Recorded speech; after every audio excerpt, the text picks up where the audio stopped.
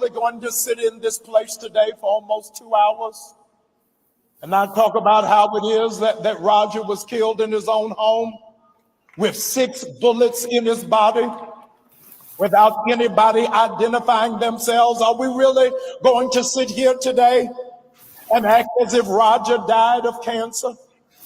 Like that Roger died of stroke, that Roger died of hypertension? Are you really going to sit here today as if Roger is the victim of gang violence? Are you really going to sit here today and act as if Roger died of a brain aneurysm?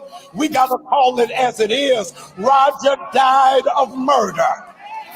He died of stone cold murder, and somebody has got to be held accountable. Are we going to feign as if Roger could not lawfully own a gun?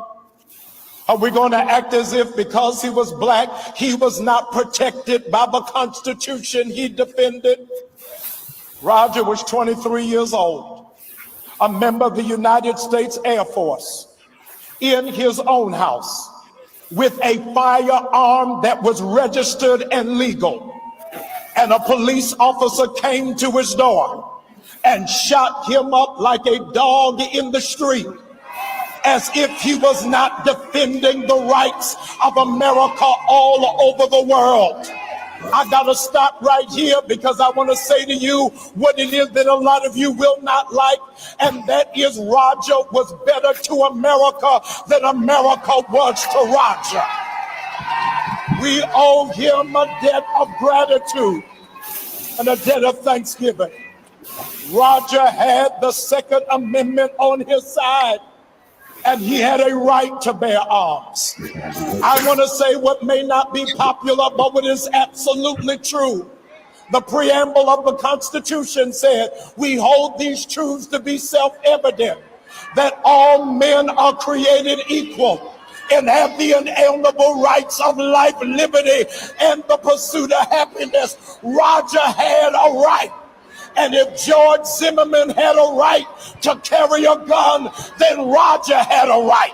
If Kyle Rittenhouse had a right to carry a gun, then Roger had a right. If Dylan Roof had a right, then Roger had a right. We've got to be able to defend the rights of those who love America and pledge allegiance to the flag. I flew here this morning, and while it is that I was en route to this service, I stopped in my tracks because the #1 golfer in America was stopped early this morning because he was on the way to a PGA tour. He did not listen to the police. He ran his car past the police, threatening the physical body of police officers. And you're not going to believe what they did. They arrested him. They fingerprinted him. They took his mugshot. But by 10 o'clock, they released him to play golf. Something is wrong in America. If in fact you have respect as a golfer, but you don't have a respect for an Air Force person who has given their life to this nation, you cannot remain silent in the face of injustice. Roger, ladies and gentlemen, was killed in cold blood. And all over the nation, people have been asking, is Roger's dog all right? But they're not asking, is his mama all right? Not asking, is his little brother all right? Not asking, is Harmony all right? Not asking, is his father all right? And I came to tell America, we ain't all right. All right, we're back another Saturday here on the Watch Dawgz on our Black Media. I'm Dr. Robert G. Bryant. I got a few co-hosts. I think Ms. McKeithen is joining us from Texas. And, you know, today we're talking about strange fruit, right?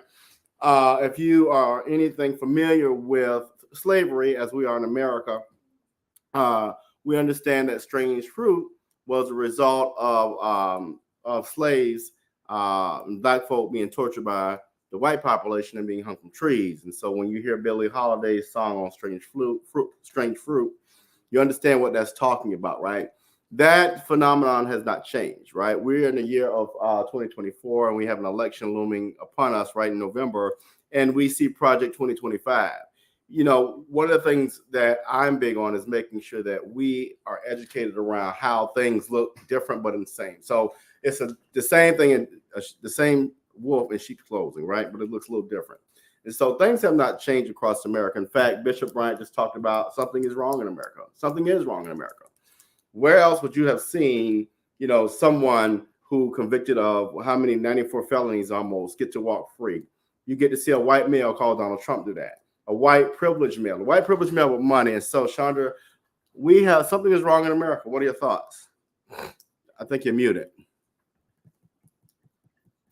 You know my thoughts on this, and I'm going to try to keep us on Facebook and you know, all the things. I'm going to try to keep us from getting kicked off the platform today. I don't even know why you know, I had to stop watching the news for the last 2 weeks. I just stopped because I'm so tired. Yeah. I'm tired of seeing the two Americas. You know, I'm tired of knowing in my heart of hearts that Obama would never have been able to run. He couldn't run for dog catcher if he had been charged with or convicted of, you know. And we see it all around us every day. And either I don't know if we've become immune, you know, so that's why we're not marching like our parents did every time that, I mean, we'd be marching 24 hours a damn day if we march for all of the injustice, you know. I mean, and it's from our policing agencies to the justice system to everything that we touch, even our jobs. You know, it's the two Americas for me, and it just at some point it just makes you sad and depressed. You know, I've been depressed lately because I'm looking and I mean, who would have thought that, you know, I mean, who cares how old someone is as long as they can perform the job? You know, I mean, and here we are as Democrats, we're buying into the foolishness instead of, you know, saying, hey, you know, we have to do something. I mean, and I don't know whether it's going to be a civil war that we have to have in America, or maybe, just maybe, someone will, you know, a group will say, you know what, we can no longer tolerate this. Right. You know, we can no longer tolerate, you know, I mean, I just like I told y'all a long time ago, about a year ago, when they gave us that crap, that new federal holiday, what is it, Juneteenth? Don't give me no damn holiday. Make it to where my son is safe driving. Right. And when he gets pulled over, if he gets pulled over by the police, I don't have to worry about him getting shot. Right. Because he had a tail light out. Right. You know, or, I mean, even just like with this young man, 23 years old, you go to your own door. You in your own house, and you get murdered for doing nothing. And we don't even hear about it anymore. They fired that man, but they never said that he got arrested for what he did. Right. So Oh, go ahead. And then you don't hear any more about it. And then everybody just goes on about life. Yeah. So, Carlton, we just heard from Bishop Bryant, who, he preached, he eulogized Roger Fortson. And for you all who don't know, Roger Fortson was a member of the military. He was in the Air Force. He lived in Florida. As a matter of fact, Carlton, before I play the clip, Bishop Bryant said a touching thing, and he said something is wrong in America. So Chandra was just talking about that. What is your take on that phrase? Something is wrong in America. The whole aspect of that situation was tragic, because I'm gonna say it like this: from the standpoint of the police, they did announce themselves. Maybe he didn't hear, but they should not have opened fire, because the one thing I stand on this hill to the day till time returns to eternity, is that there was no reason for them to actually open 6 rounds of fire when you could have been like, put the gun down, and to give the man a chance to put the gun down. That man ain't raised that gun. That man had that gun at his side. Ain't like he opened the door. It was absolutely tragic. The whole point is no one should be in their house, driving their car, walking down the street, anything, and have to worry about not making it home. But what the good bishop said at that man's eulogy was, and like he said, it needed to be addressed in front of everybody. It's an uncomfortable topic. It is always going to be an uncomfortable topic, but it's got to be discussed. All right, y'all. We'll be right back. I just want to share a quick. We'll step away for a moment, and then we'll have another clip I want to show you all. But y'all don't pop in and out. Just mute yourself, but don't pop in and out. It scares the viewers when y'all do that. Need your garments cleaned with care and with a professional touch? Then bring them to One Price Cleaners in Garden City at the Old Farmers Market on Highway 80. Service you can count on.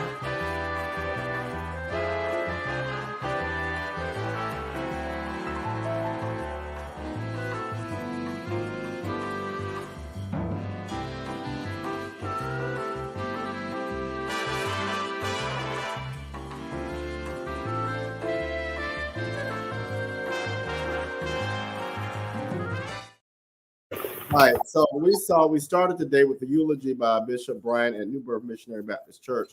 What he was doing was eulogizing a member of his church who was Roger Fortson.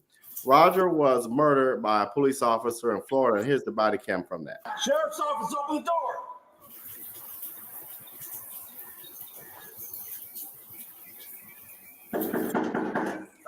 Sheriff's office, open the door.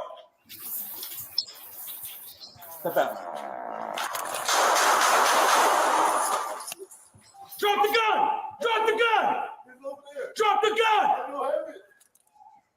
312, shots fired. Suspect down. Do not move! 312, get EMS my location. He shot up. Our baby was shot up.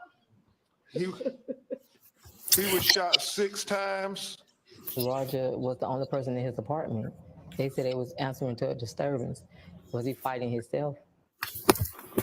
Chandra, let's start with you. You're a mother. Wow. Let's start with you, and Carlton, definitely give your reaction. And then, oh my God, look at what Moses done stopped. Whoa, shoot. Go ahead, but Chandra, go ahead and give your feedback as a mom.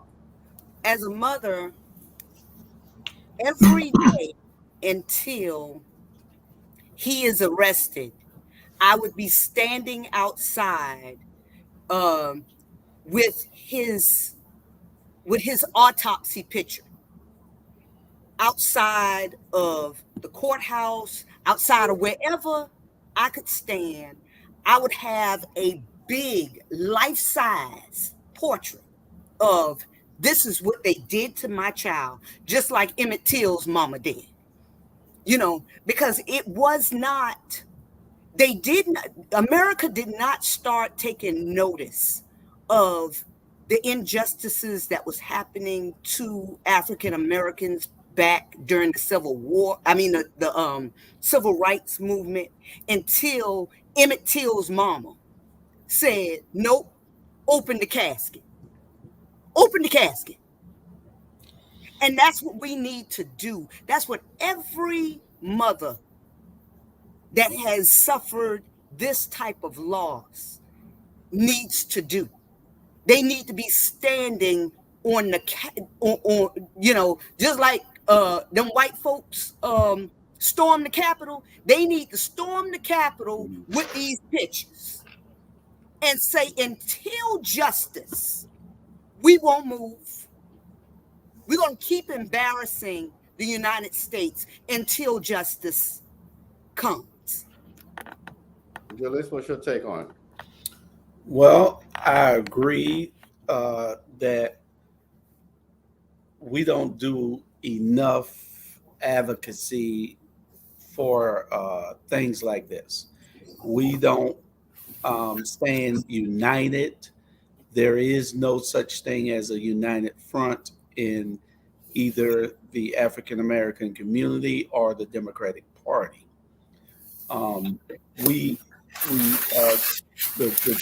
African American community seems to have other things that they're doing until the issue or the problem knocks on their doors.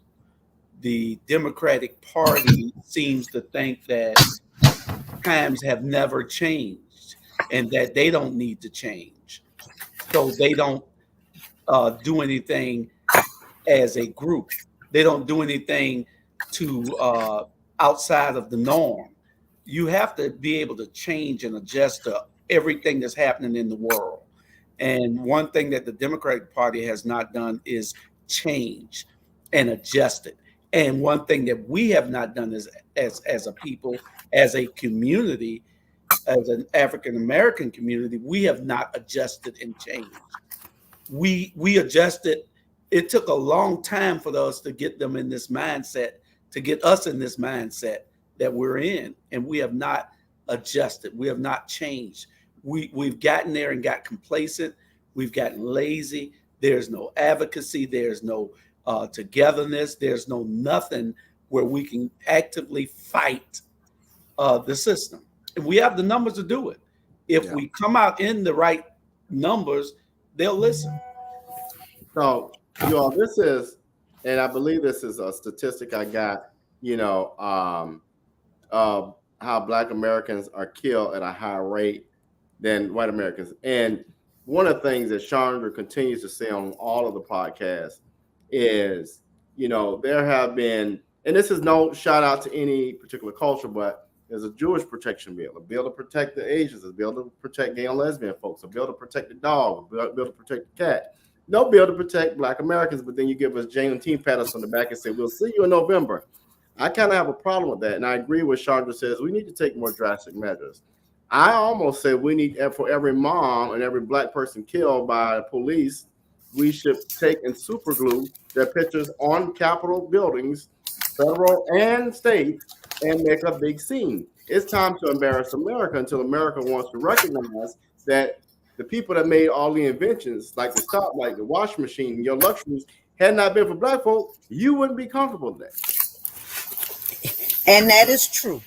And then the other thing that is true is that I think that we have seen, like when we watch with our own eyes, Rodney King being brutally beaten.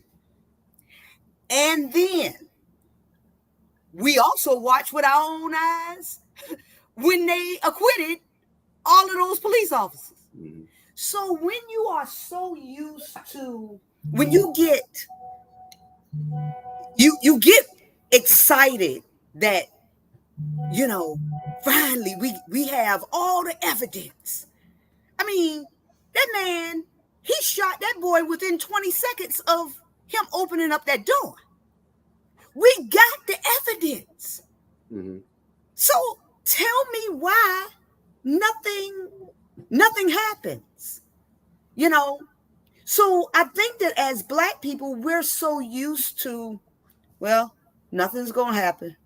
Yeah, I don't have time to march about it because I'm trying to live. Mm-hmm.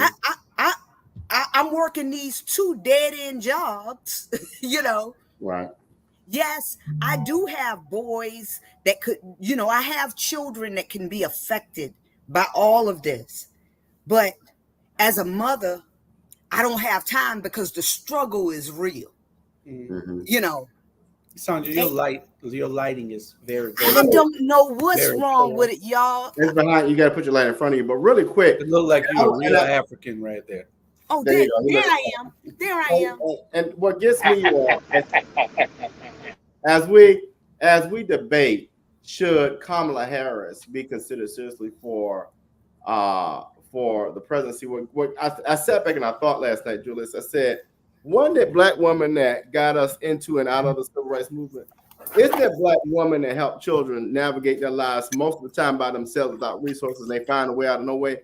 So why the hell are we questioning a black woman when it was black women who made this damn country even better? Talk about make America great again. Get a black woman as president.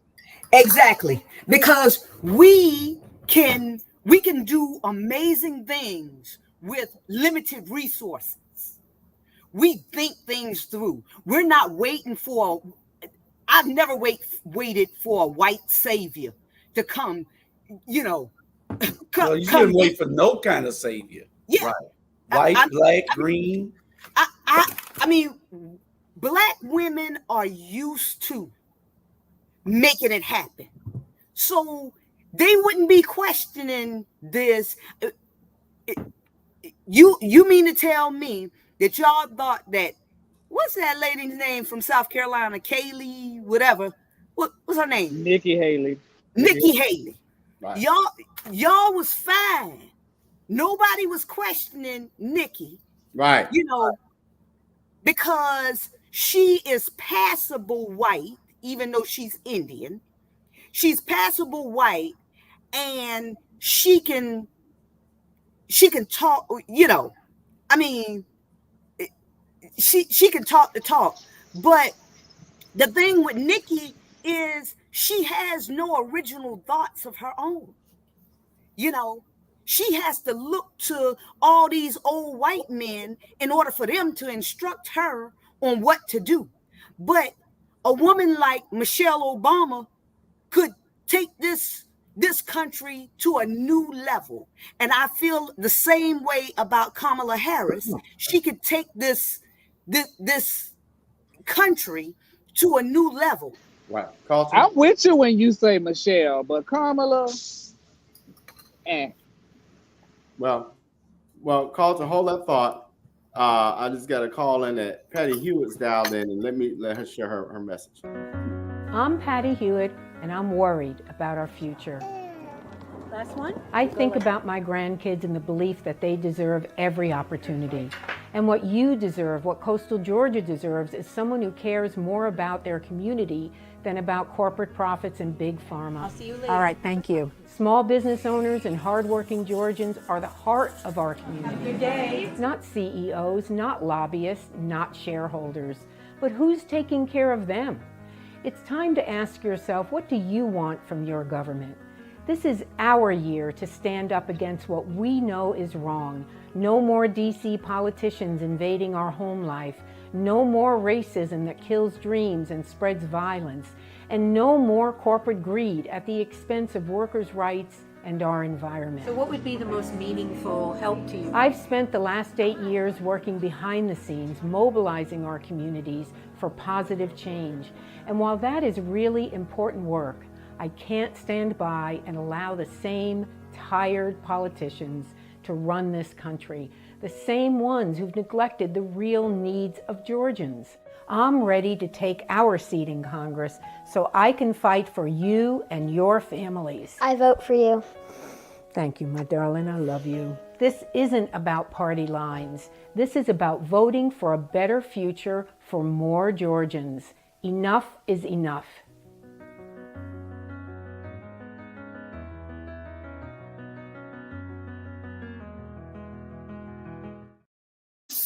All right, Patty. So, Carlton, come on back, Carlton. I told y'all about going in and out. Stay by that tree. Don't move.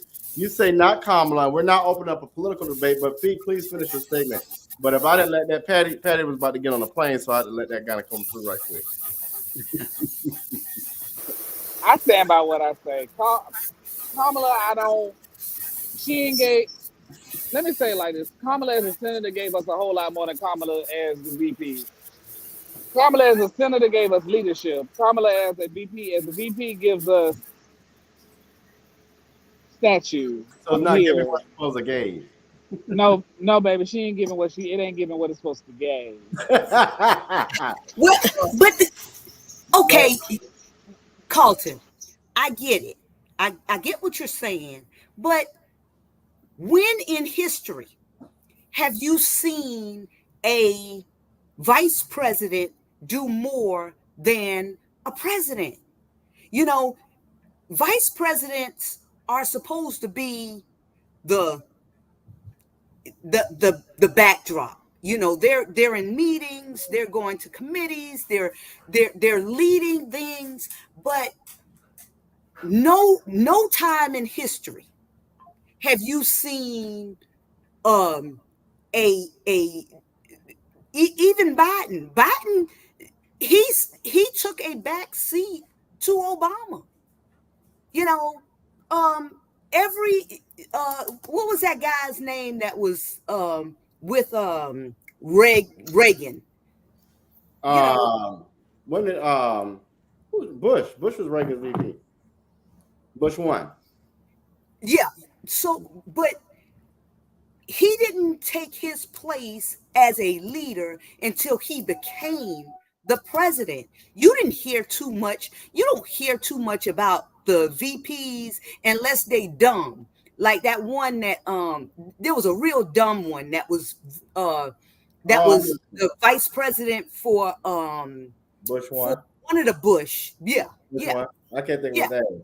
I forgot his name. But and see, that's how it is. You know, I'm gonna say it on this matter because when Bush Jr. was in office, Dick Cheney was his VP. Everybody remembers. Yes. They classify that man as the devil. But even when Bush was president, they still looked towards that man for leadership. But you got to remember, Bush. So this is how it went, Carlton. Bush, he was never supposed to be president. Jeb was the president of Indiana, but he got jealous of Jeb, jumped in, and so to protect his stupid behind, we put Dick Cheney in there. That's why Dick Cheney got so much play, because Dick Cheney really was the president. So Bush was dumb as a rock. Exactly. I mean, we know that, but so that's why Dick Cheney got to play, because Dick was his pimp. How ironic that is. They better listen, but I want you to know right now, they better listen to Dick Cheney. I don't care what nobody says. There's one time I listened to that God-forsaken demon. Let's slide. When he said, "Don't be sliding me to the side." No, we slide back on topic. Y'all ain't on the political spectrum. I know y'all won't be on the political spectrum. We have y'all as guests, but let's get back on topic. So today, Carlton, I'm going to play this clip. You brought us to this topic today about Sonya Massey. So I'm going to play this clip, and we're talking about strange fruit in modern day time. The Sangamon County Sheriff's deputy is being charged with first-degree murder after he shot and killed 36-year-old Sonya Massey. Good evening. I'm Brendan Morano. And I'm Karina Rubio. Massey called 911 early in the morning on Saturday, June 6th, because she was concerned someone broke in. 30 minutes late, after deputies arrived on scene, one of them shot her. The indictment officially came down today. Our Capitol Bureau Chief Cole Henke joins us live outside the county building. Cole, we have finally heard from county officials today. What did they say?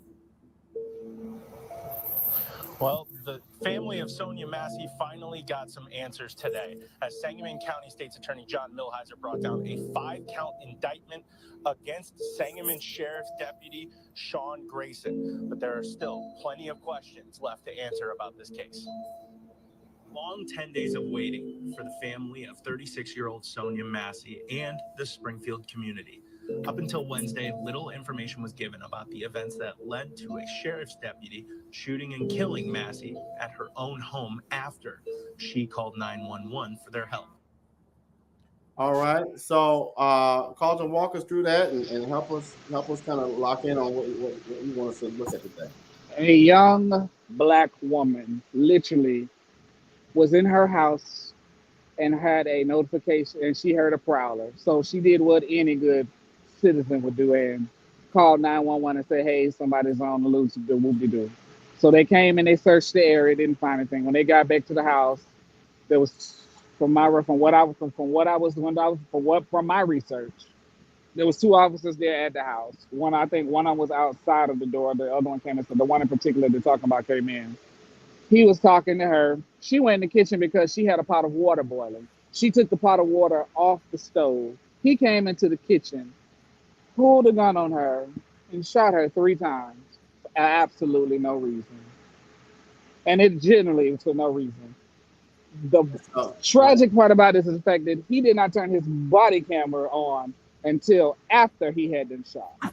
When the second officer came into the room and was like, "I need to go get the first aid kit so I can administer life-saving medicines," the officer in court, the officer who is being charged right now, said, "Don't bother. It's not necessary."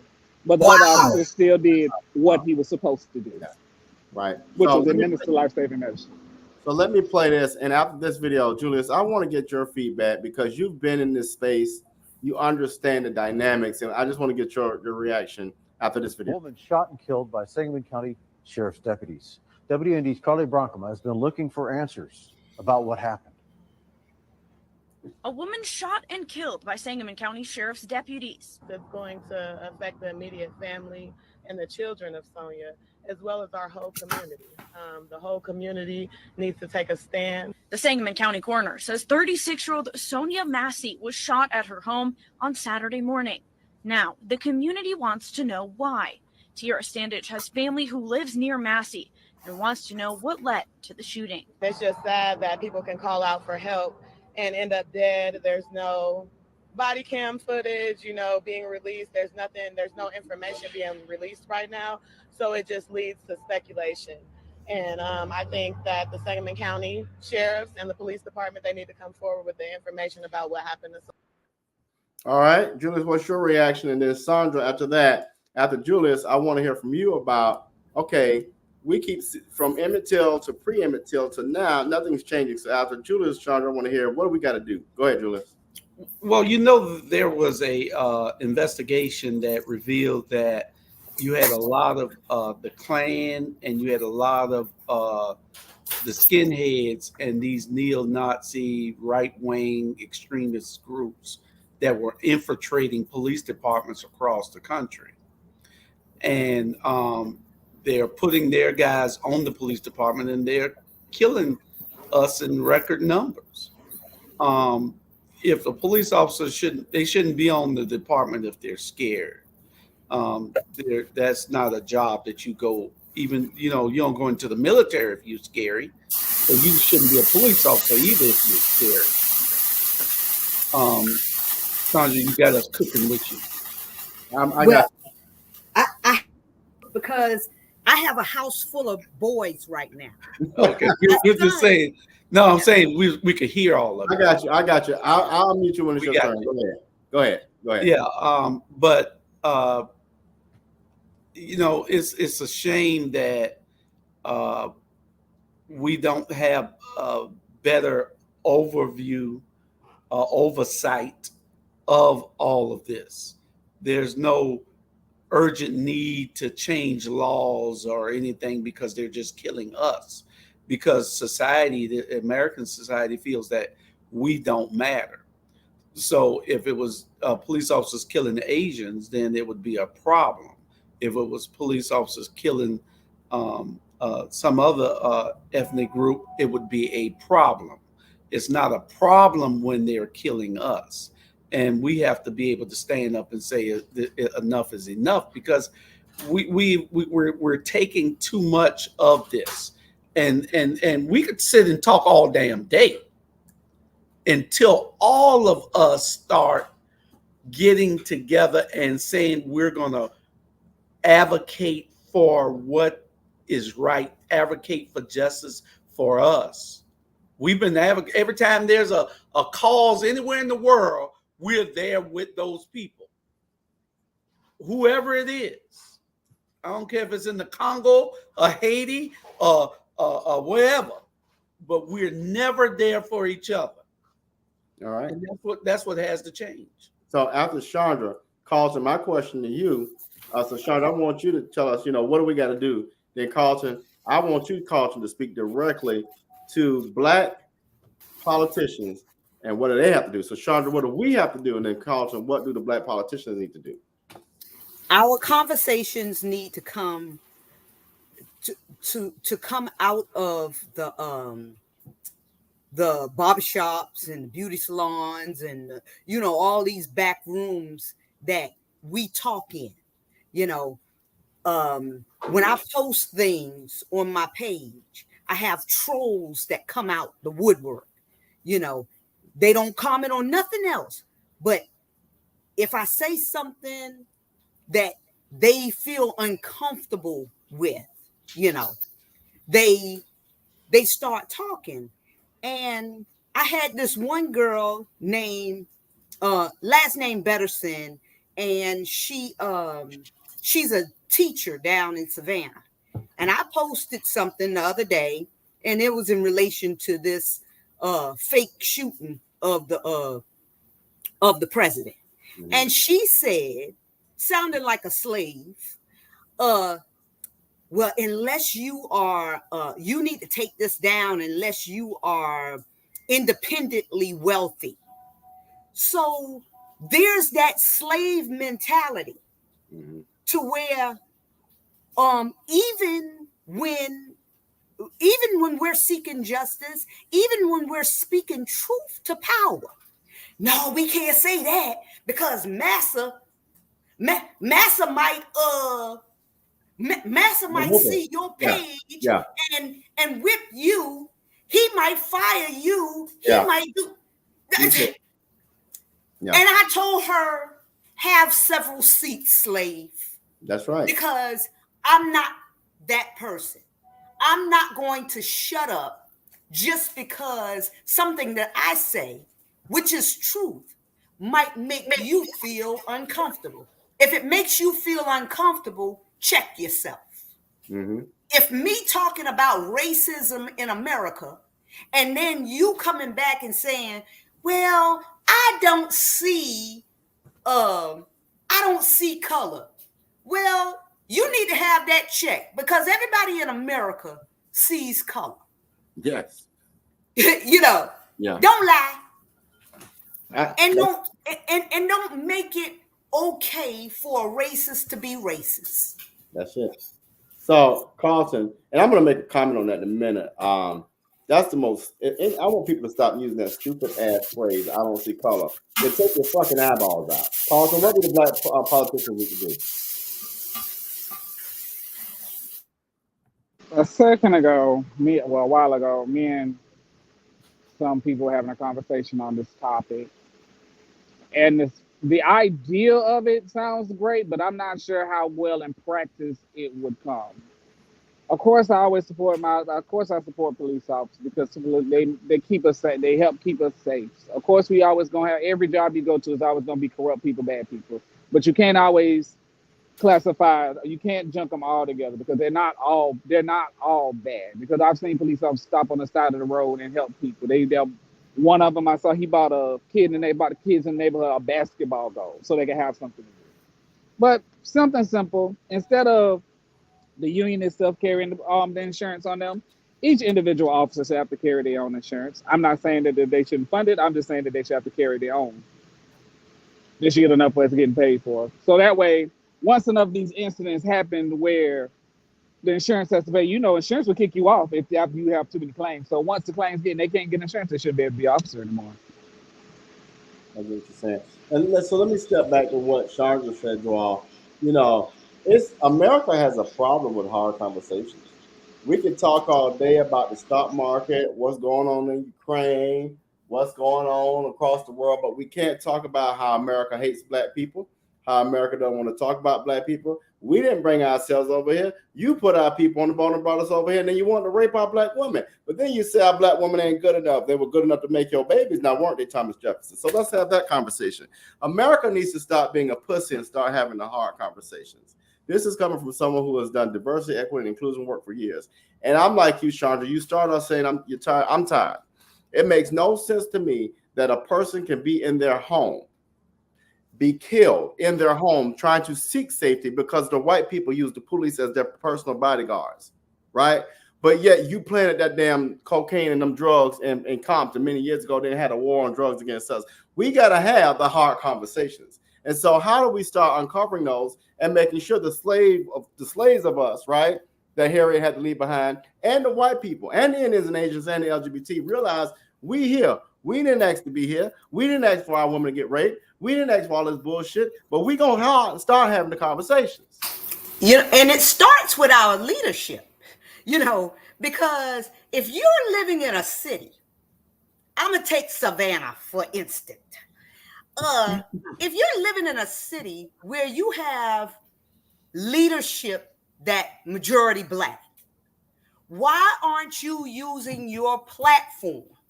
I don't care if it's happening in your city or it's happening in the nation. Why aren't you using your platform to speak truth to power?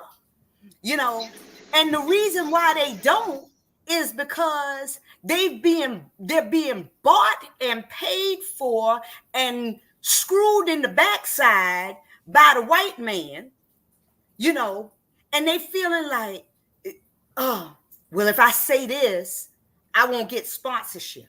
If I say this, I won't get another 4 years in office.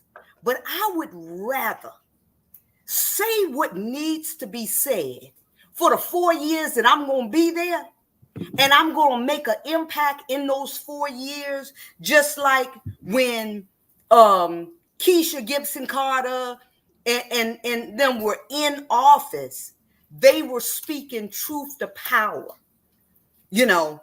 And the thing that I don't like, Linda talked more about justice and everything when she was not, before she became a council person. And now she talks just like all of the white people that have paid for her.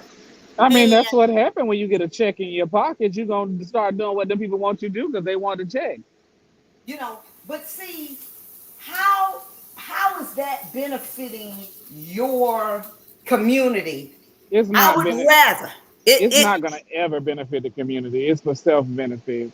You know, I mean, and for them to get these positions and then shut the hell up, that's too much for me. I'm just like, you should be ashamed of yourself. Well, a dog ain't gonna bite his owner's hand. Huh. But they really should be ashamed of themselves to get in these positions where they can make a difference. And then they do nothing. They do nothing but sit in that chair and, you know, and collect checks and have these backdoor meetings with people that are not for our community. Because if every Black mayor, if every Black senator, if every Black council person throughout this country would come together and say, we need change for real. For real. Well, you say they sit there and they play these backdoor deals, but the problem is the community is the problem. Because the one thing that, like, I'm like Roger, well, I'm like RG now. The one thing that I get tired of is these people who sit here and support these people who've been in there. The only reason they support them is because they've been sitting in the chair for so long. They be like, oh, what's it? It's our, and I'm gonna say it like this: it is the older generation. They will continue to vote for them simply because they feel like they ain't doing no wrong and they don't know no better. Well, I'm not gonna blame it on any generation, because for my 35 years, I'm gonna get your sorry asses up and vote. Period. It's two sides. Every coin has two sides. Well, I do have an issue with our elders in the community who fail to pass information along or want to hold on to the baton of leadership because they can't trust it because they did not teach the upcoming generation. That's fault right there. At the same time, I am beating my head against the wall along with Rashida and you all to wonder why, if you're 40 years and under, why are you not your vote is your investment. Why are you not making an investment not only in yourself, but you believe so much in the Bible that care about your neighbor and get out there and use your investment called a vote? So it's a two-sided coin there. And I'm at a point now where I'm about to go there. I can appreciate wealthy black people. I can't appreciate wealthy black people who are so far up the ostrich ass that you don't realize that you are in the same boat as everybody else. Just because you got $1.50 more than me don't mean that you got nothing going on. Until you are a billionaire, or until better yet, you can count yourself as a millionaire. Don't come to me with that bull. Just because you got money in the bank don't mean you got anything. So you in the same boat. So I'm opening up this can of worms because it's time, right? I think we talked about it on the Rabble.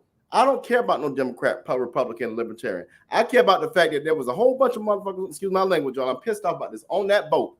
And they had to get along to make things work out. So where have we come from that boat to now where we can't even, we see each other down the street and we mad because you done said a word to me or you got my girl, I'm going to shoot at you. What the hell has happened? Well, Robert, we understand your frustration. I know, I ain't going to say it no more. I understand it. And the thing is, we have been talking for 4 years, almost 5 on this platform on concerning these issues.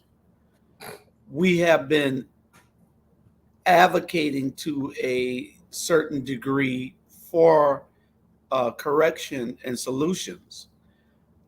But it takes all of us, not just the few of us. You said we need to have those conversations. We've been having those conversations. What we need is people coming and having the time to come together to come up with solutions. They're not just going to happen. They're not going to listen just to us because they figure if nobody else is going to make them do it, then we'll let those guys over there on that platform just keep saying what they're saying. But until we come together, we can have all the conversations in the world. It's not going to change nothing. We got to be able to say that we're all going to get on the same page and we're all going to be in the same room trying to make effective change. If we can't effect change, then we're talking for nothing. We can't keep talking about it. We got to start working on it. That's like people praying and not working. We praying by talking, but we not going out and doing the work.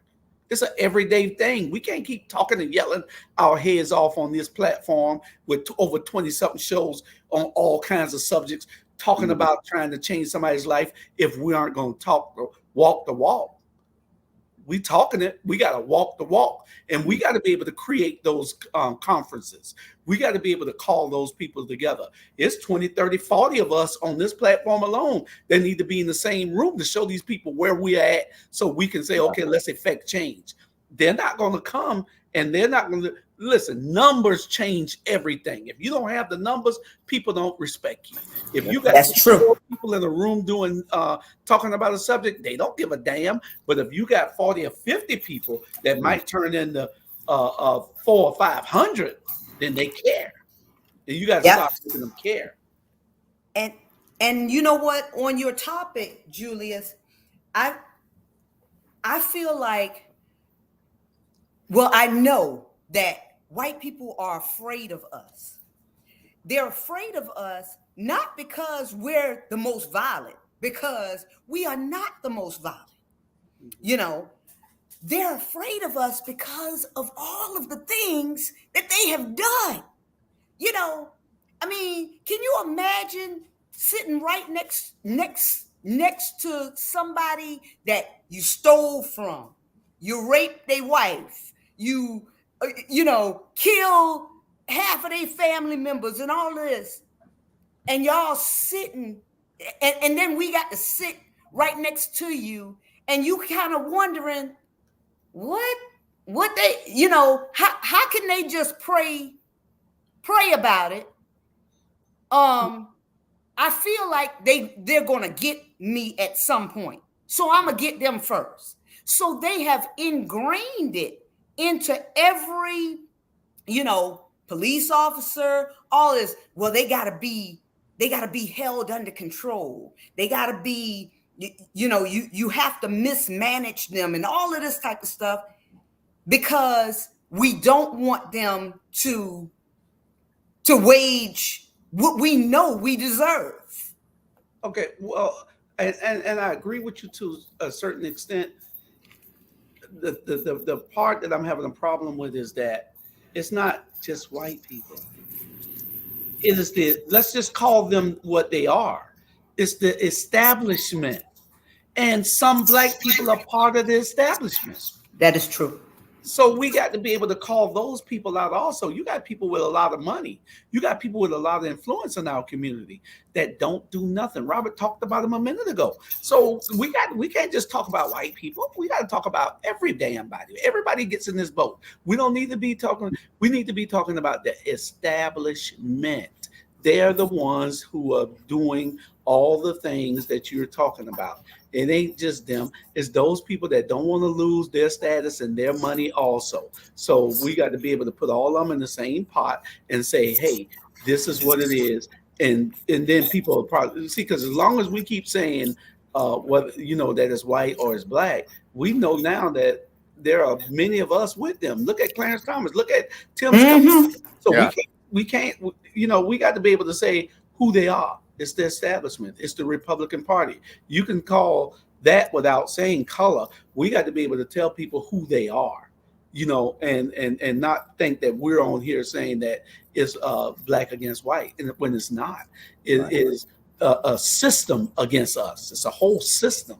And if we don't break the system down, and if we don't come out in numbers and advocate for ourselves, we won't get any effective change. All right, y'all. So we got a few minutes left. Calls and hop back on. Chandra and Julius, y'all get 1 minute each.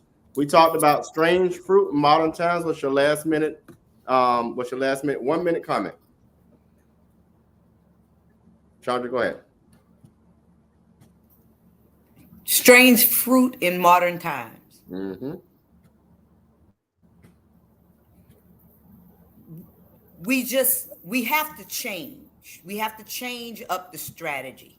You cannot continue to do the same thing that we did back in early 2000s and expect, because we've seen so many of our future, we didn't know who you don't know who these young people, or even if they were middle age, could have been if they would have been allowed to progress in life. So we have to change. And everybody from their web of influence has to make that commitment to say, hey, because I just joined the League of Women Voters. You have to get with things that you can make an impact. That's correct. Mm-hmm. All right. Julius, your last minute. Correct. And I challenge everybody to get involved. If you're not involved, then you don't count. How you want somebody to fight for you? You got to fight for your damn self. Ain't nobody coming to save you. Mm-hmm. I don't care who you think it is. Hell, you're praying to Jesus every day. You got to go out and work. If you believe in what you're praying for, then you got to go out and work after you say the prayer. And none of that is going to work unless you get your tails off the couch and go out. Stop being lazy. Stop staying in the house saying that it's going to be okay. No, it's not going to be okay. It ain't never been okay for us. We got to make it okay. And the only way that we make it okay is by uniting. I don't care with who, white, black, green, blue. It don't damn matter what color you is. We all need to come together. If you have a common purpose, you have to have a common cause, and you can get to some common solutions amongst from a collective thought tank. All right. Carlton, you got 60 seconds. That's 1 minute. Everybody didn't understand it. No, I'm just messing around. Go ahead, and then we're out of here. The one thing I'm saying about strange fruit in modern times, it's still strange fruit. It's still strange fruit. Just it's not on the tree anymore. It's on the street corner. It's on the highway. It's in our neighborhoods, and it's something that we shouldn't have to see. It's something that we should not be witnessing on a daily basis. So the only thing I'm gonna say is, people, we gotta get our minds together. We gotta get our mindsets together and get our communities together, because the storm not coming. The storm is here. Say it, preach it, bro. All right, and so y'all, thank you so much. I know everybody has things to do.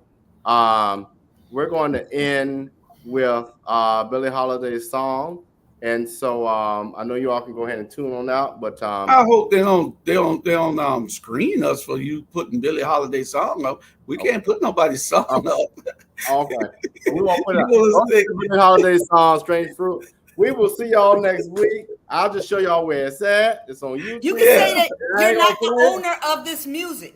That don't work. That don't work. Okay, yeah, I ain't gonna push it, because Nelly know where I live, so I ain't gonna push it. You can do that on your personal pages. You can't do that on next week, same time, same network. Take care. All right,